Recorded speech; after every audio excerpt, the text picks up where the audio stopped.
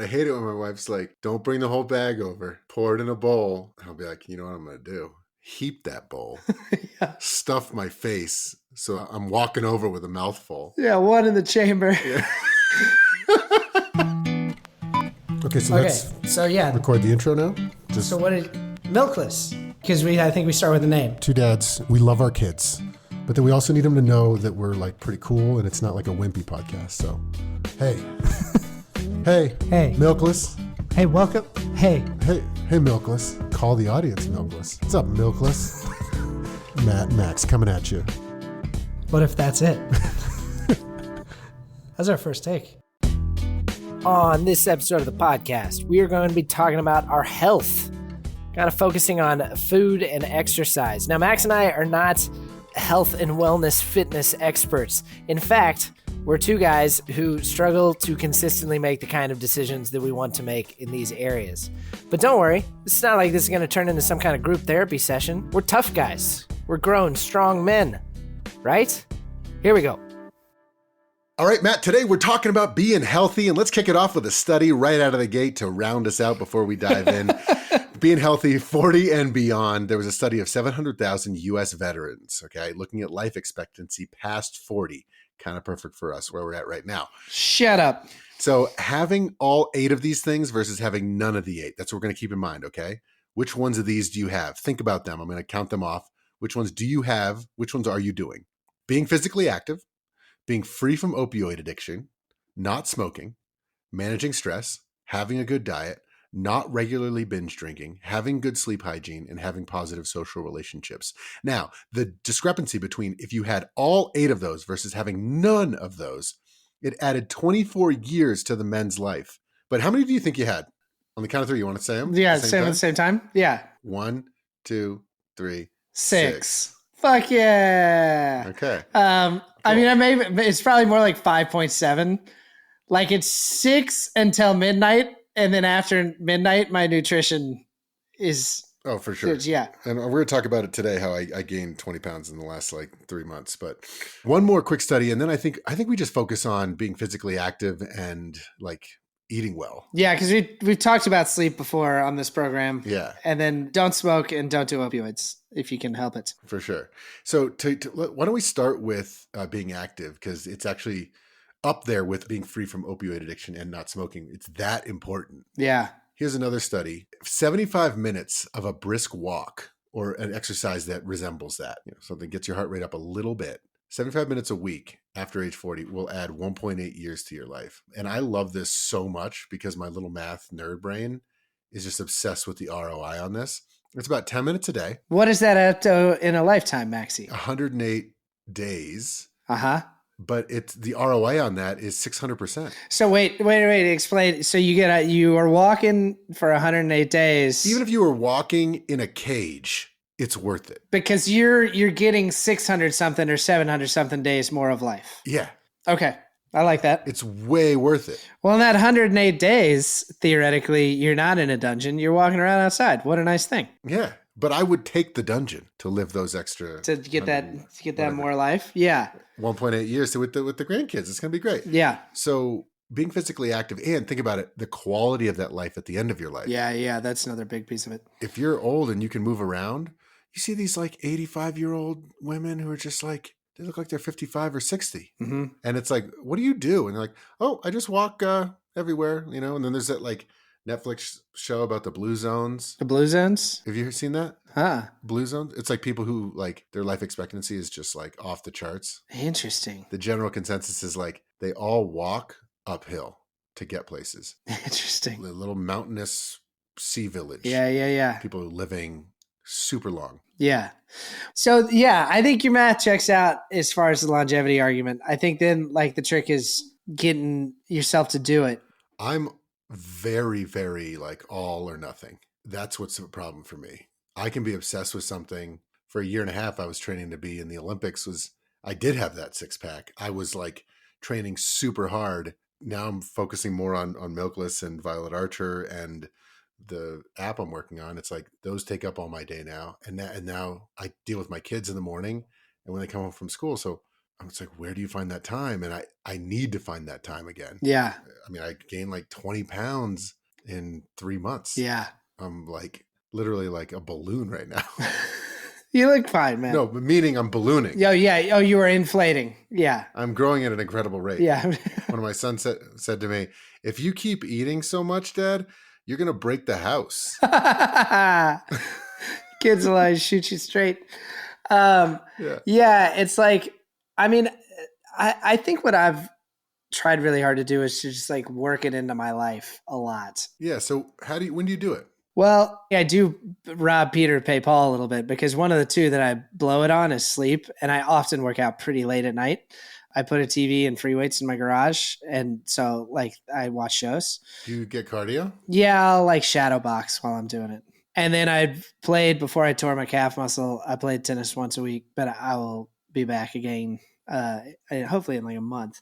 But I also just like give myself hard yard work tasks. Mm-hmm. And I take my kids on a lot of walks like that are further. And here's one trick, because I've always taken my kids hiking and on walks, but I take them further than they can go. And then I have to carry them. And that's a hell of a fucking workout, man. Just like carrying a kid on a hike and then just run around in the yard with them, like which your kids love anyways, if you'll play tag with them or, you know, go climb a tree with them or something. And then I know the last thing I'll say is like, I have a standing desk that like a sit stand desk. And I almost never sit down. I don't sit down that much in life. That one seems easier to you.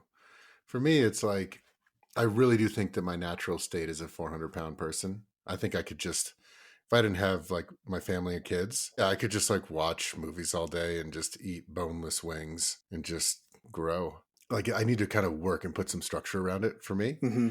I think like this study really helps me that it's like, I mean, it's literally only 10 minutes a day.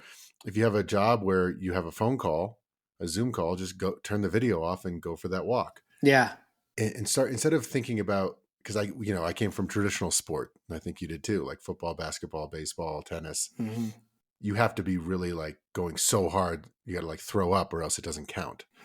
But what everybody's learning about endurance training, and like Kipchoge, who I think just broke or had the close to the 2-hour marathon record, he trains in zone 2, which is a very low heart rate, which is basically a brisk walk for me or for you. Wow. And that's what he does 80% of the time. He's run 10-minute miles. He can run a 4-minute mile, but he trains at a 10-minute mile, which is interesting. Totally a walk for us. Yeah. So like when we're planning out podcast episodes, I don't know why I'm not going for a walk. We were talking today for an hour. Yeah. And I was like, oh shit, we're talking about exercise. Like I haven't moved my ass in a week. Yeah. I do like that. Anytime you can like double up, like I'll sometimes catch up with a friend over Zoom while I lift weights in the garage. Yeah. And maybe also have the ball game on. I'm like, oh, that's triple life. Yeah. I mean, there is like the time shortage is real. Sometimes you do feel like you're choosing between like exercise and sleep and spending enough time with your kids. It's like, if you can make it a part of your life, if you can do it with your kids, if you can find ways to do like chores around your house, because I count everything. It's like I put the Christmas lights up. I'm up and down that ladder. I worked out that day. It's all. Yeah. But then the only thing I need to figure out is how to work in some lifting because I do need strength, and strength is just so important as we get older. Like that's how, like, you know, you tweak your back, you pull a muscle. It's just 100% strength. Yeah. Like you don't need to be massive. Just work that in 2 or 3 days a week, 10 minutes. And I think like a lot of this is like the longevity impact, but I just think like the mental health impact is pretty proven too. I mean, there's not a whole lot of things that you can do that are more impactful than getting exercise. And if you can double it up with being outside, if you can go outside and get exercise, then you're like doing 2 of the biggest, most important possible things you can do for your mental health. And there is this interesting thing now where it's like, we're learning that people have really different body types and that like, that it's more complicated than just like whoever's thinnest is the healthiest and all this stuff. And we want to really be accepting and not shame people. And like everybody's built how they're built, but it feels better when you're living in your body and when you feel like your body's strong, you feel better. And I think particularly, this is going to sound a little weird, but like really trying to, as a dad, be gentle, like an empathetic parent. Sometimes that involves like one of your kids being shitty to you and you just saying like, oh, it sounds like you're really angry. And then it's helpful for me to go out in the garage and lift heavy things and know that I can fight. I guess I see what you're saying, like the whole masculinity thing. Like, okay, so you're being like this overly sensitive parent, bucking all historical gender norms of like being this super sensitive, great, like loving, caring dad. Sometimes. Feels good to go just show the universe that like still got it. Yeah, I'm still a gorilla. Yeah, exactly. Yeah. But yeah. All right. Well, you want to talk about food a little bit? This one's the harder one for me. I don't have trouble getting myself to do stuff. I have trouble getting myself to not do stuff. I can do both. I'm really good at physical and I'm really good at eating when I'm really pumped up about it. And it's like the thing I'm doing. Mm-hmm. My wife is just so much better at just like being consistently the same size and the same strength and eating everything and working out at a consistent level. Yeah. It's not like me like training for the Olympics and then like, it's just hard for me to find a good consistent thing because I was eating for so well and I was training for, a year and a half. The minute I like decided to stop to focus on milkless Violet Archer. Stop blaming this podcast for making you a chunk, bro. Okay. The minute I decided to stop, I went off the deep end. Yeah. I was we'd be at a restaurant. I'd be like, oh yeah, cheeseburger. Do you want an egg on that? I'm like, am I breathing? Yeah. Like, God, an egg on a cheeseburger is so fucking good. yeah. Do you want bacon too, sir? I'm like, well, Well, it's funny. There's this great line from this old TV show called The Patriot that nobody watched. It was weird, but it was good. And the line was, the guy said, "You are the thing you can't stop doing." Mm-hmm. To me, that's interesting. Whenever you run up against one of those things, for you, it's like you're either going to be an Olympian or you're going to be, airlifted out of your home. For me, it's like I'm the healthiest man alive until 10:30 p.m., after which the me that exists from like 11 p.m. to 1 a.m. is trying to like kill the me that did so much good up until that point. But it's like, I guess what I'm saying is when there's a thing like that it's like, man, I really wish I got to stop doing this. And you're like, I've been telling myself for years now, I got to stop doing this. There is something fundamental in there that is probably worth trying to understand because there's something really deep in there. Yeah, but also like what ends up happening is like I'm focusing on so many different things, like this podcast. No, but then like the kids, like I'm focusing on all these things. Something usually falls by the wayside. Food for me and exercise are very easy ones to drop. Being super busy, I understand. There's like kind of a logical one-to-one. Oh, I'm too busy to find the time to exercise. Mm-hmm. But it's not so one-to-one. Oh, I'm so busy, I got to eat this Nutella at midnight. Yeah. There's a more complex relationship there. Well, it's similar to like a drug or a medicating thing. Well, I'm not going to like have a beer or crank heroin at like 11 p.m. I'm a little like stressed, blah, blah, blah. I want to get some rocks off. A spoonful of Nutella. Yeah. It's slightly drug seeking behavior in a way. Yeah. Because that's not, I'm not hungry for that little thing. No. But I kind of am though. Yeah. In whatever way is making the choices, you kind of are. And for other people, probably the food thing isn't that hard, but there's something about them that makes it hard to go for that 10-minute walk every day that they know they probably should. That's some of the work of figuring out who you are as a human and why that thing troubles you.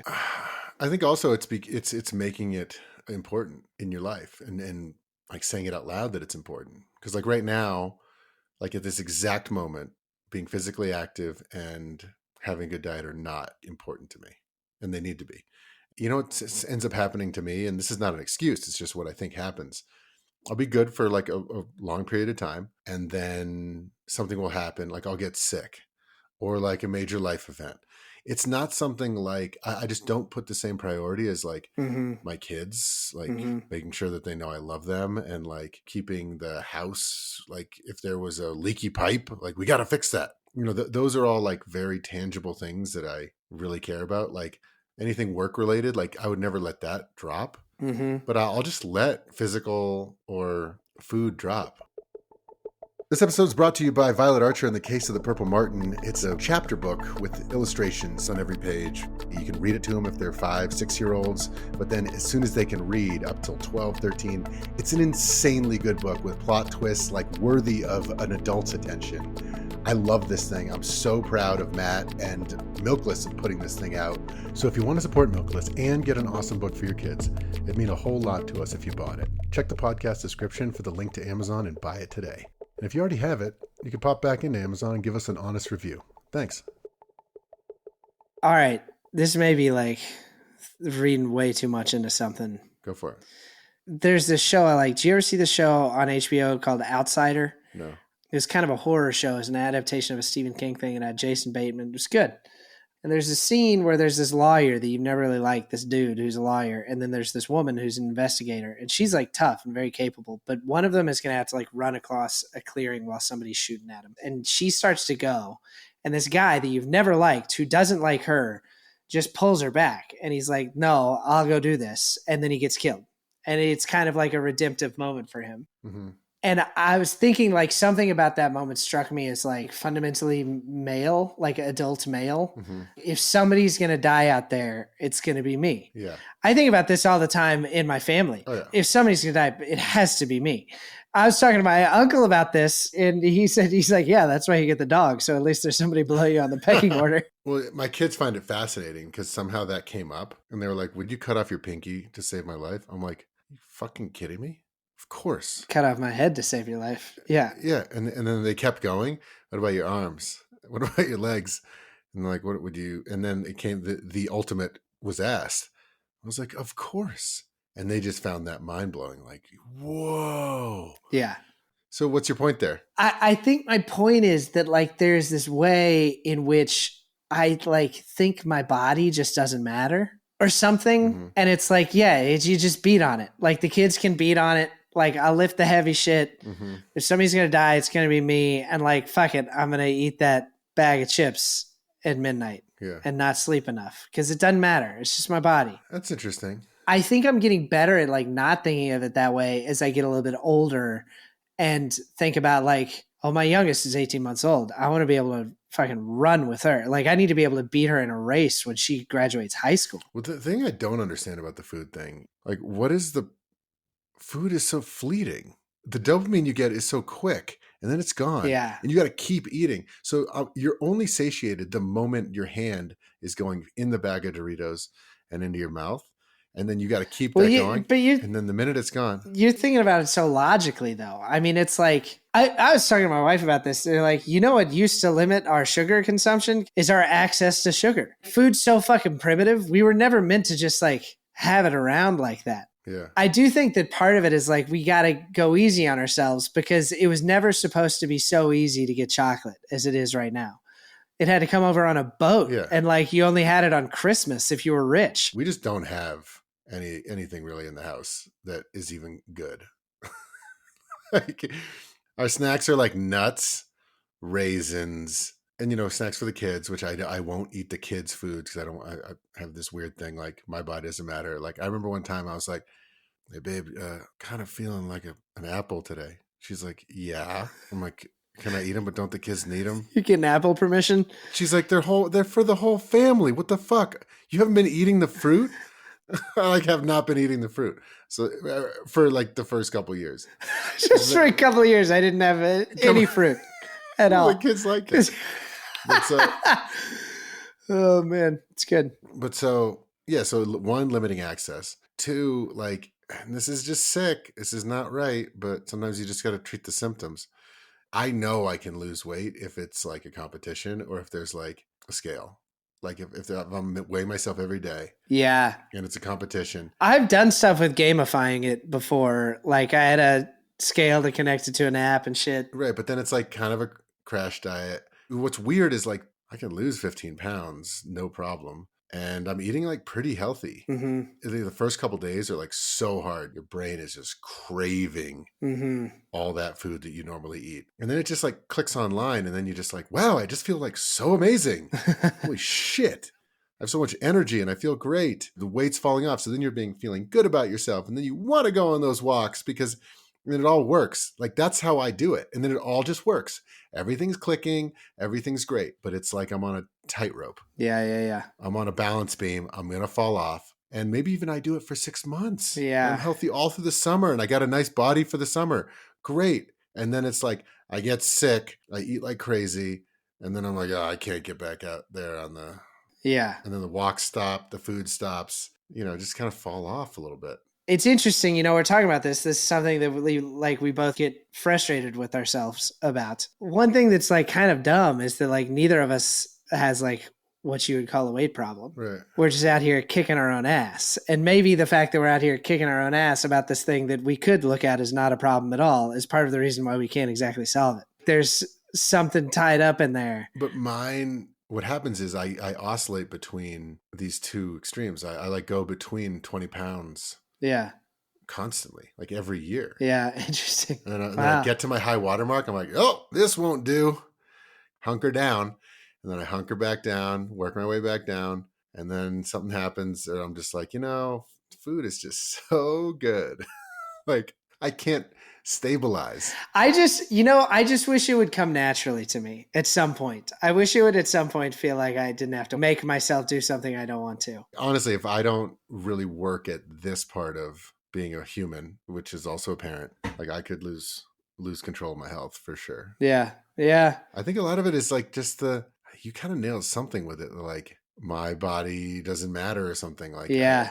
But I think what's going to help me is thinking about like, it's one of those things that like you can't see. It's like death by 1,000 cuts. Yeah. You said it before. If you can't do it for yourself, do it for your kids. Like I want those 1.8 years for sure. Yeah. Yeah. Well, and like what a thing to walk around with feeling like your body doesn't matter. It houses you. Yeah.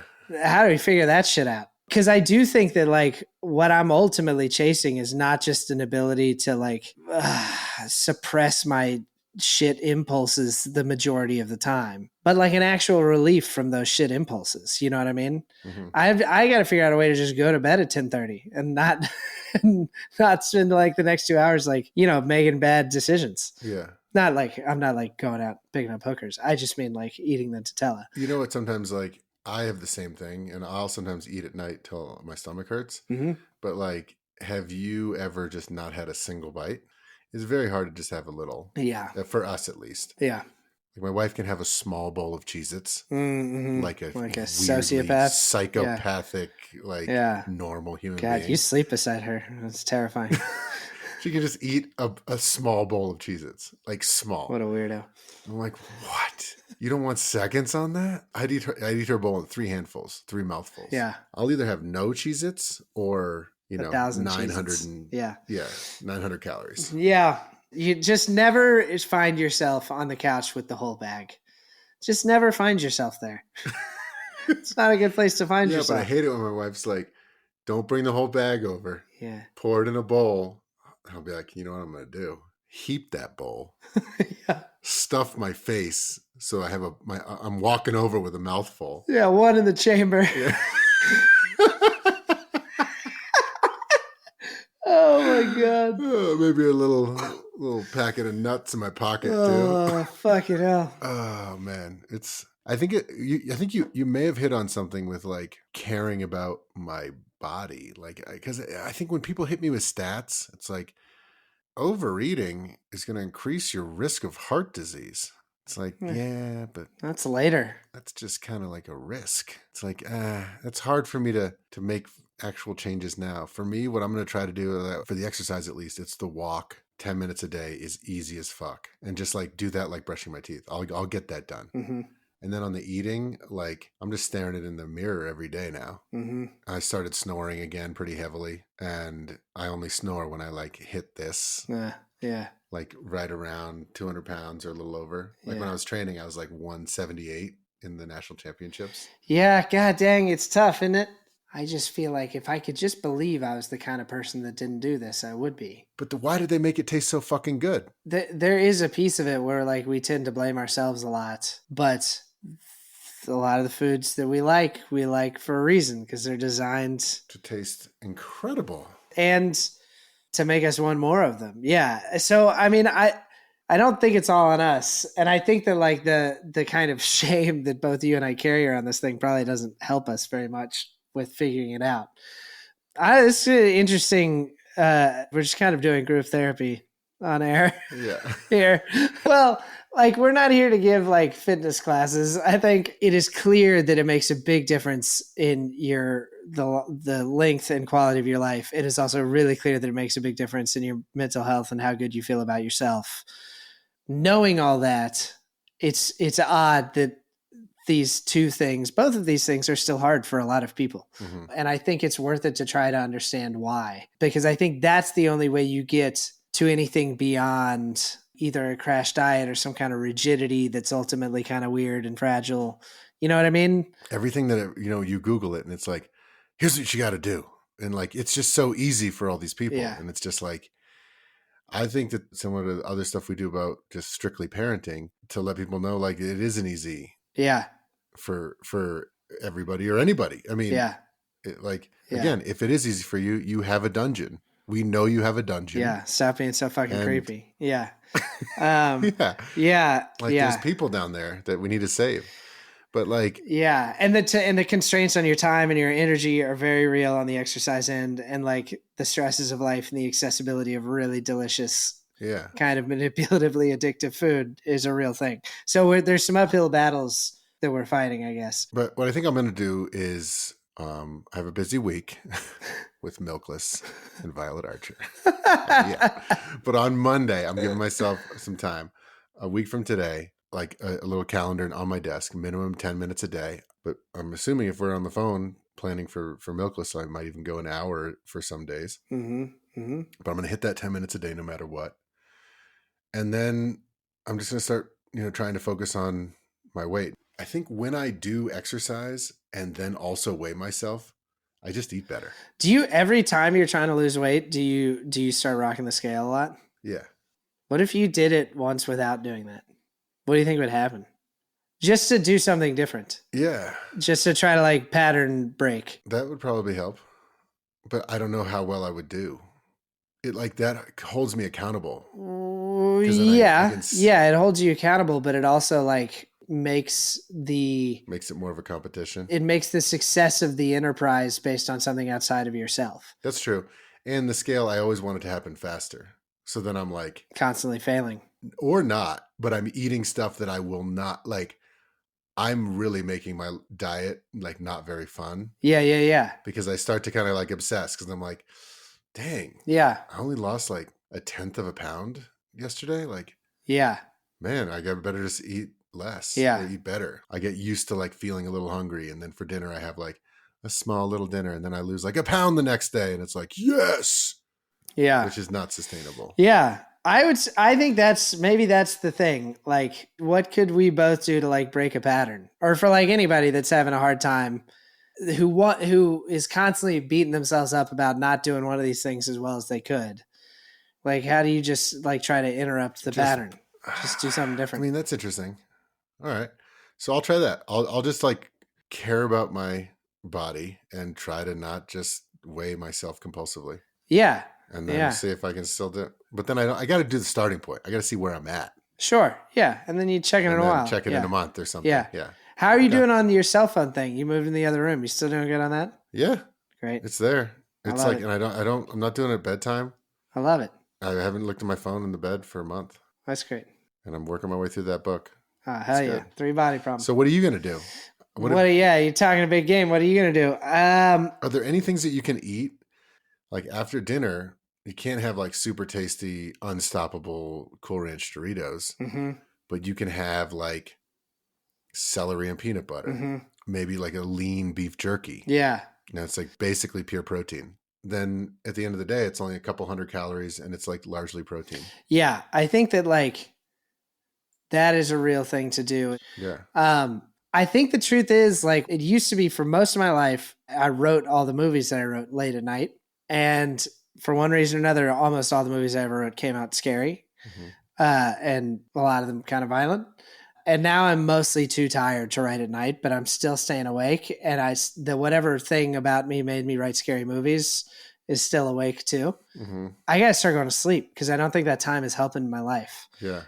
I joked in the previous episode about that the most unhealthy things I was doing was not sleeping enough. And my wife said, yeah, that and the way you talk to yourself. Yeah. Well, when I'm not sleeping enough, I'm not talking to myself that good. Yeah. And I am eating. Right. That's the thing. That's what I got to like figure out how to like take the air out of that balloon. I got something for you. What if I know you're the night workout guy, but maybe like the night workout is also kind of like, well, because then like you can have some snackies and whatever. What if you started working out in the morning, setting your alarm, flip the script, and you're going to be more tired. Yeah. But then it's only going to be tired for like a day or two, because then you're going to be tired. You're going to go to bed earlier. Yeah. And then you do the no phone thing. You read your book in bed. Mm-hmm. Because also working out before bed like has to keep you up a little bit later. It definitely does. Yeah. I got to like wind down after that. Yeah. Yeah. Yeah. Yeah. You could do a morning thing Woo. and then attack the day. Can I tell you something? Yeah. It is possible that would change my entire life on fundamental levels. Yeah. I also hate it that you just said this. It sounds terrible. Because anytime you have that idea, you stuff goldfish in that pie hole that thought it. Exactly. Shut the fuck up. Don't think. Yeah. God damn it. Oh. No, that. Hold on to your pain, man. Hold on to your pain. Your body doesn't matter. Hold on to your pain. Oh, God. What a fucking mess. No, but I think that could be really. It could be. Hold on. Have you never worked out in the morning, like before the kids wake up? No. Oh, the whole day you're like positive talk. I am the fucking man. I worked out today. Everything's easier. You're like wide awake all day. Like I'm talking a big game. I haven't fucking moved this like sack of shit for 3 months. Talk nicely to yourself, Max. But when I was working out like almost every day, like that, it felt amazing. And like, all right, if you leave your fucking scale in the closet, I will work out in the morning. Okay, love it. I'll weigh myself right now, and then I won't weigh myself for like. You have to get my consent before you do it again. Yeah, I won't weigh myself. Okay, but that'll be like good because then I'll try to be more like not lose a pound a day, which is what I'll end up trying to do. Yeah. And then everyone will be like, wow, Max, you like, holy shit, you lost like so much weight so fast. Yeah. You don't need that external approval. This is about you and your body that matters. True. The rest of my life, man. Yeah, dude. Yeah, 1.8 years. Think of what you could gain. Yeah. Also, you should kick the heroin, bro. That shit'll at least cut it in half. Just have it. Brought to you by Violet Archer in the case of the Purple Martin.